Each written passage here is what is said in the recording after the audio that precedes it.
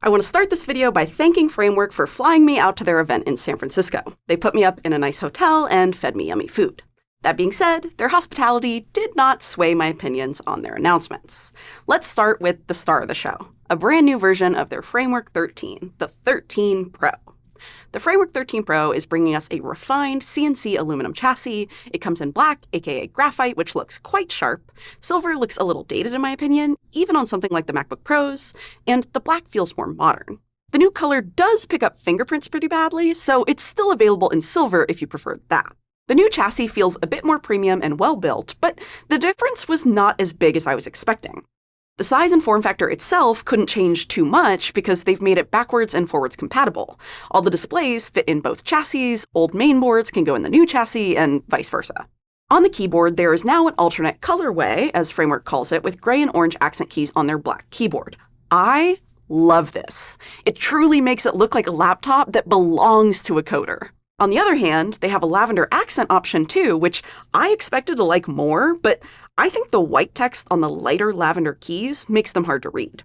Another big announcement on this new 13 Pro is that we are getting a brighter 2.8K touchscreen option.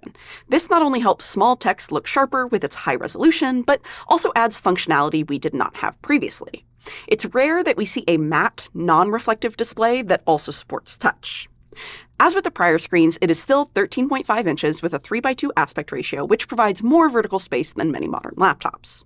Still, it's disappointing that it's an IPS panel, not an OLED or tandem OLED. Instead of the screen, the crowd was more excited by the haptic touchpad. We know that touchpads are where Windows and Linux laptops have typically fallen behind MacBook Pro, so we put a ton of focus on this. Framework's mechanical trackpad might be one of the better ones I've used, but finally having a haptic option is great.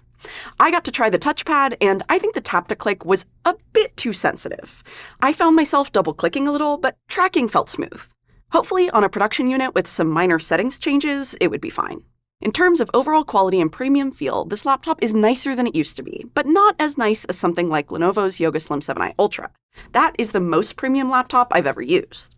The Framework 13 Pro simply isn't at that level, but I'd say it's getting to the level of other metal laptops, like the Samsung Galaxy Book 6 Pros. Now, while these improvements are great, the new Intel processors are just as exciting. All three CPU options offer benefits that we haven't seen in prior Framework 13s.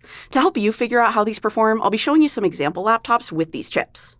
First, you've got the higher-end 16-core X CPUs, which offer solid performance rivaling Apple's M5 base chip, but definitely not at the level of an M5 Pro chip, both of which can be found around this price point. They've also included a 100-watt charger to support these new 16-core Panther Lake chips. The 8-core CPU falls near the bottom here, but it lasts forever on battery, which is probably where Framework's 20-hour battery life claim is coming from. Of course, we'll have to test that and see what it actually gets because they test video playback and we don't feel that's very realistic. We do office tasks instead and likely at higher brightness, which is closer to what we think someone would actually do unplugged. We should still be seeing much better battery life than last gen though, especially since they've included a larger 74 watt-hour battery instead of the 61. This new one is still compact enough to fit in the same space as the smaller one though. Lastly, back on the CPU options, both higher-end X chips bring awesome integrated GPU performance, similar to an entry-level dedicated GPU. I often use X chip laptops for light creative work, like reviewing our videos at lower resolutions, and they do a good job of that. Another improvement to the internals is the 13 Pro's LP-CAMM memory modules. These can offer fast memory speeds comparable to soldered RAM, while still being replaceable. This technology is super cool. We're glad to see Framework is the first to truly embrace it here. But let's talk about where the team and I were a little disappointed. There is still a single-fan cooling solution.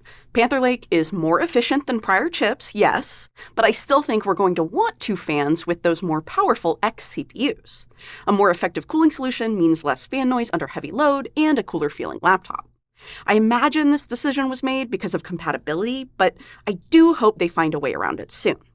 We'll have to wait and see how it does under load, so get subscribed with the notification bell on so you can see our full review when it drops. We'll test all of its performance modes to see which has the best balance between performance, heat, and fan noise. Okay, now for the rest of the announcements. The Framework 16 is getting a facelift. Or I guess you could say they're filling in the cracks. One of the biggest complaints about the Framework 16 is how its modular design around the keyboard and trackpad makes it look janky and sometimes even cheap. The pieces moved around a bit when you touched them. So I'm glad to see a new haptic touchpad that comes on a singular plate, which looks much cleaner and more cohesive.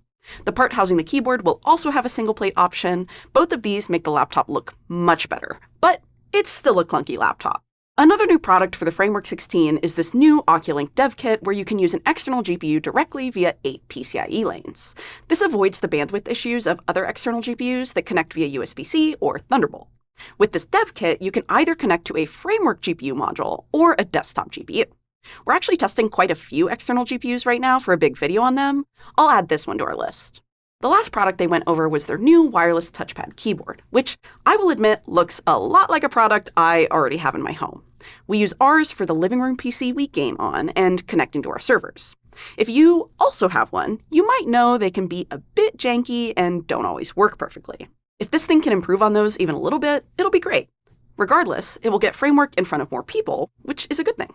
Another product they announced is their new laptop bag for the 12-inch and 13-inch frameworks. The black one looks fine, pretty boring, whatever, but the silver one, which I think they're going for like a spacesuit look, really just ends up looking like duct tape. I did not like it, and I think it looks cheap. All right, let's wrap. We like what we're seeing here a lot. In the past, Framework laptops didn't make sense for most people outside of techie land. The modularity doesn't matter to everyone, the laptops can look sort of Frankenstein, and the chassis weren't very stylish. Plus, they were just too expensive. This pricing often negated the whole value proposition of an upgradable laptop. What's the point of a Framework if it's cheaper to just buy a regular laptop, sell it every 3 years, and get a new one?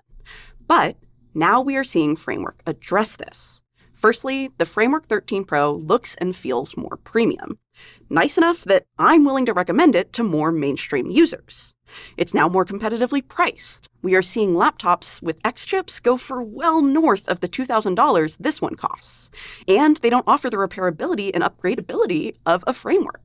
Also, there has never been a better time to use Linux instead of Windows. We are delighted that Framework is doubling down on their commitment to support Linux too. Windows laptops are just getting way too expensive, as I said, and Windows itself is getting worse. Who wants Copilot and advertisements constantly shoved down their throat? Back on Framework, one product Josh mentioned he would love to see is a thin and light with a larger screen. He and I feel that many developers prefer a larger screen to work off of while maintaining portability that the Framework 16 doesn't give you. Anyways, that's everything we've got on this announcement. Make sure to get subscribed with the notification bell on because we'll absolutely be reviewing the 13 Pro when it comes in and putting it through our rigorous testing suite. Thanks for watching, and I hope y'all have a wonderful rest of your day.